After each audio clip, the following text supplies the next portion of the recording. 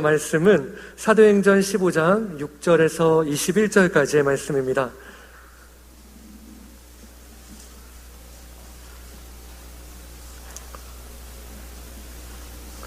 사도행전 15장 6절에서 21절까지의 말씀, 저와 여러분이 한 절씩 교독해서 읽도록 하시겠습니다. 제가 먼저 읽겠습니다. 사도와 장로들이 이 일을 의논하러 모여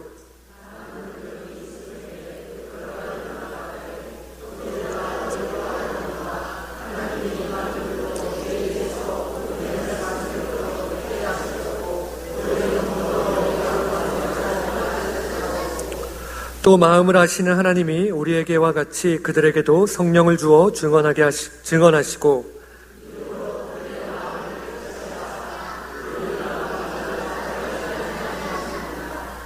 그런데 지금 너희가 어찌하여 하나님을 시험하여 우리 조상과 우리도 능히 매지 못하던 멍에를 제자들의 목에 두려느냐?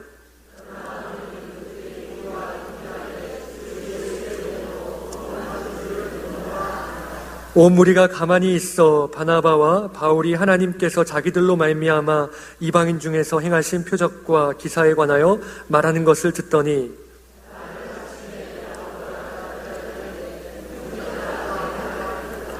하나님이 처음으로 이방인 중에서 자기 이름을 위할 백성을 취하시려고 그들을 돌보신 것을 시므온이 말하였으니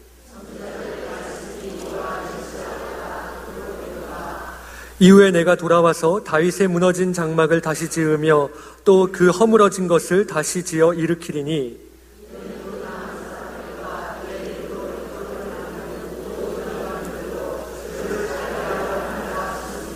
즉 예로부터 이것을 알게 하시는 주의 말씀이라 함과 같으니라.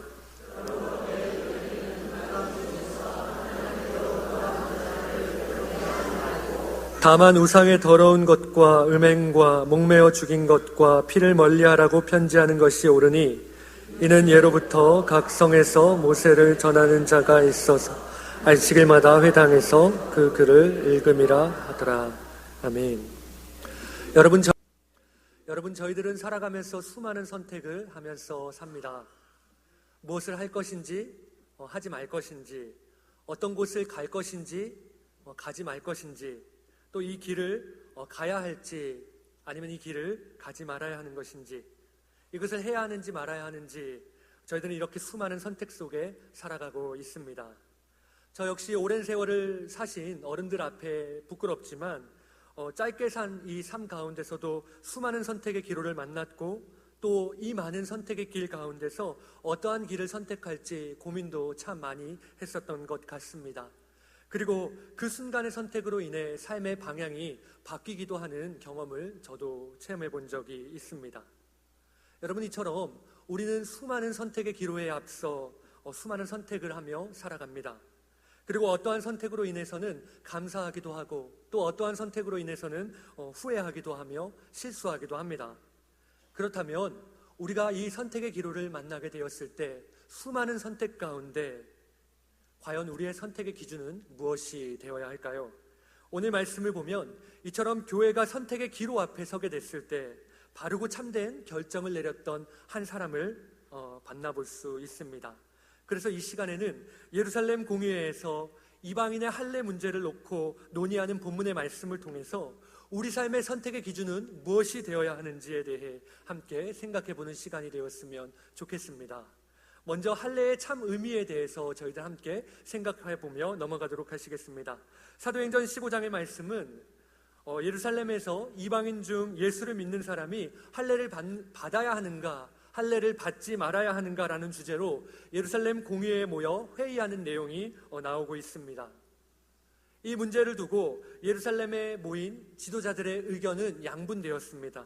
한쪽은 예수를 믿는 이방 그리스도인들도 우리와 똑같이 할례를 받아야 한다는 할례파와, 그리고 또 한쪽은 무슨 소리냐, 우리가 할례를 통해서 구원받는 것이 아니라 오직 주 예수의 은혜로 구원받는 것 아니냐라고 말하며 이 할례를 반대하였던 비할례파로 나누어진 것입니다. 여러분, 구원은 예수 그리스도의 은혜로 받는 것이지 할례의 여부가 우리의 구원을 결정할 수는 없습니다. 그렇다면 할례를 받아야 한다고 주장하는 쪽은 왜 할례를 받아야 한다고 주장하게 되었을까요? 오늘 이 사건을 잘 이해하기 위해서는 창세기 17장의 말씀을 살펴볼 필요가 있습니다. 창세기 17장 9절에서 14절의 말씀은 이렇게 말씀하고 있는데요, 제가 한번 읽어드리겠습니다. 하나님이 또 아브라함에게 이르시되 그런즉 너는 내 언약을 지키고 내 후손도 대대로 지키라. 너희 중 남자는 다 할례를 받으라. 이것이 나와 너희와 너희 후손 사이에 지킬 내 언약이니라. 너희는 포피를 베어라. 이것이 나와 너희 사이의 언약의 표징이니라. 너희의 대대로 모든 남자는 집에서 난 자나 또는 너희 자손이 아니라 이방 사람에게서 돈으로 산 자를 막론하고 난 지 8일 만에 할례를 받을 것이라. 너희 집에서 난 자든지 너희 돈으로 산 자든지 할례를 받아야 하리니 이에 내 언약이 너희 살에 있어 영원한 언약이 되려니와 할례를 받지 아니한 남자 곧 그 포피를 베지 아니한 자는 백성 중에 끊어지리니 그가 내 언약을 배반하였습니다. 여러분, 이처럼 할례는 하나님이 만들어주신 제도였습니다. 그것은 언약의 상징이었고 하나님께서 하나님의 언약을 사람의 살에 새기신 것이었습니다. 그래서 할례는 너는 내 백성이다, 내가 너를 보호해 주겠다, 그리고 이 언약의 약속은 결코 변하지 않을 것이야, 너는 내 백성이 될 것이야, 너는 나를 의지하며 살아가야 해 하는 하나님의 뜻이 담겨져 있습니다.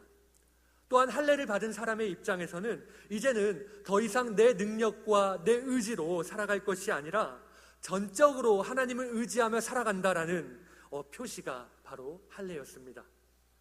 오늘날 세상의 젊은 남녀들이 서로 사랑한다는 표시로 서로의 이름을 문신으로 새겨놓듯이 할례도 그와 비슷한 의미가 있습니다. 포피를 베어서 사람의 생식기에 너는 내 것이라고 하나님의 백성에게 사인하는 것, 이것이 할례였습니다. 그래서 이 할례의 표가 있는 사람들은 하나님의 백성이라는 자부심을 갖게 된 것입니다. 이처럼 이스라엘 백성들은 할례를 통해서 하나님의 약속을 확인하였습니다.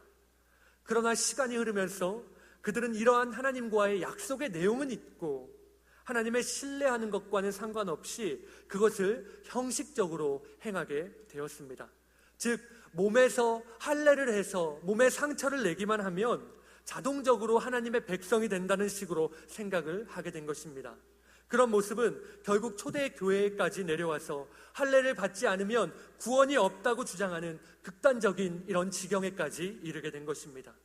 내용은 죽고 형식만이 살아남은 이러한 종교 생활을 그들은 계속해서 해오고 있었던 것입니다. 여러분, 오늘날 이처럼 형식적인 신앙의 모습이 오늘 우리의 모습 가운데 얼마나 많이 나타나 있습니까? 사랑은 없고, 그리고 또 말씀에 대한 순종은 없이 예배의 형식, 설교의 형식, 사역의 형식, 교회에 나오는 형식, 이처럼 하나님 앞에 무슨 죄를 짓고 살든 사람 앞에 우리가 어떤 모습으로 살든지 간에 기독교인으로서의 어떤 형식만 잘 지키면 우리는 좋은 신앙인이라고 생각을 합니다. 그리고 또 좋은 신앙인이라고 말합니다. 그러나 이런 형식적인 신앙은 우리 스스로의 신앙을 속이고 우리의 신앙을 병들게 만드는 것입니다. 하나님은 우리가 교회에서 혹은 사회에서 우리의 겉으로 드러나는 모습을 중요하게 보시는 것이 아니라 바로 우리의 내면을 보십니다. 할례를 받았는가 아니면 할례를 받지 않았는가를 보는 것이 아니라 정말로 내 마음속에 하나님을 깊이 경외하는 마음이 있는가, 내가 정말 하나님을 진심으로 정말로 하나님을 내가 사랑하는가, 정말 내 마음속에 예수님을 나의 주인으로 모시고 살아가는 삶이 내 삶에 급스란히 나타나 있는가 하는 이러한 것들을 하나님은 더욱 중요하게 보시는 것입니다. 오늘 할례를 중요하게 생각한 사람들은 끝까지 할례를 자신들이 받아야 한다고 주장했습니다. 내용이야 어떻든지 간에 전통대로, 교리대로, 형식적으로 반드시 할례를 받아야만 구원에 이른다고 생각했었던 것입니다. 그러나 할례를 받음이 곧 우리의 행함이 우리의 구원의 촉도가 될 수는 없습니다. 왜냐하면 예수 그리스도께서 십자가에 돌아가시고 부활하심으로 말미암아 할례의 마침이 되셨기 때문입니다. 여러분, 구약시대의 이스라엘 백성들은 동물의 피로 1년에 한 번씩 대제사장의 손을 통해서 그들의 죄를 씻음 받았습니다. 그러나 이제 예수 그리스도께서 우리를 위해 돌아가심으로 말미암아 이제는 더 이상 동물의 피가 우리에게 필요 없게 되었습니다. 예수님의 피로 단번에 영원한 제사를 드린 바 되었고, 예수님의 죽으심과 부활하심이 하나님의 구원을 완성시켰기 때문입니다. 그래서 이제는 율법을 행함이 아니라 누구든지 예수 그리스도를 믿음으로 우리는 구원을 받습니다. 여러분, 그러나 예수 그리스도를 믿음으로 말미암는 은혜로만 구원을 얻는 그러한 은혜를 우리가 받았음에도 불구하고 여러분, 저희들에게는 여전히 은혜가 아닌 행함으로 돌아가려고 하는 습성들이 있습니다. 뭔가 행위로, 뭔가 하나님 앞에 무엇을 더 많이 들음으로, 선을 많이 행함으로 내 구원이 완성된다고 생각합니다. 주님이 나를 용서하셨고 구원하셨음에도 아직도 무엇인가가 나에겐 조금 부족하다고 여깁니다. 죄를 용서받은 것 같지만 아직도 내게 무엇인가 부족하다고 그러한 느낌을 가지고 우리는 살아갑니다. 그래서 오늘 본문에서 어떤 사람들은 할례를 꼭 받아야 한다고 말하는 것입니다. 할례를 받은 표를 보면서 자신이 하나님의 백성인 것을 확인해야 한다는 것입니다. 손으로 만지고 눈으로 보면서 직접 자신의 눈으로 자신의 구원을 확인해야 한다고 말하며 그러하며 안심하는 것입니다. 눈에 보이는 율법을 행하고 할례를 행해야만 구원받을 수 있다고 주장하는 것입니다. 그러나 여러분, 구원은 어떻게 받는 것입니까? 구원은 우리 주 예수 그리스도를 통해 예수 그리스도의 은혜로만 받습니다. 할례파 그리스도인들은 앞서 말씀드린 이유를 들어서 예수도 좋고 성경도 좋고 성령도 좋지만 할례는 반드시 받아야 한다라고 말합니다. 그래서 결국 할례파 그리스도인들과 비할례파 그리스도인들 사이에는 많은 논쟁과 토론이 계속되었는데요. 그런 가운데 침묵을 지키고 있었던 베드로가 입을 열어 말하기 시작합니다. 사도행전 15장 6절에서 7절의 말씀인데요. 우리 함께 사도행전 15장 6절에서 7절의 말씀 저희들 다시 한번 읽어보도록 하시겠습니다. 함께 사도행전 15장 6절에서 7절 말씀 함께 읽어보겠습니다. 사도와 장로들이 이 일을 의논하러 모여 많은 변론이 있은 후에 베드로가 일어나 말하되 형제들아, 너희도 알거니와 하나님이 이방인들로 내 입에서 복음의 말씀을 들어 믿게 하시려고 나를 택하시고. 네, 베드로는 먼저 자기의 경험을 얘기합니다. 하나님께서 자기를 택하셔서 이방인들에게 복음과 성령을 증거하도록 역사하셨다고 말합니다. 그 예가 사도행전 10장에 나오는 이방인인 고넬료의 집에 가서 세례를 베풀고 그리고 말씀을 증거한 일입니다. 베드로가 시몬이라 하는 가죽장이의 집에 지붕에 올라가서 기도하고 있을 때 그의 눈앞에 큰 보자기와 같은 그릇이 내려오는 환상을 봅니다. 그 그릇 안에는 각색 4발 가진 짐승과 기는 것과 공중에 나는 것들, 즉 레위기에서 먹지 말라고 한 부정한 짐승들이 그 속에 가득 쌓여 있었습니다. 그리고는 하늘에서 음성이 내려옵니다. 베드로야, 이것들을 잡아먹으라 라고 말합니다.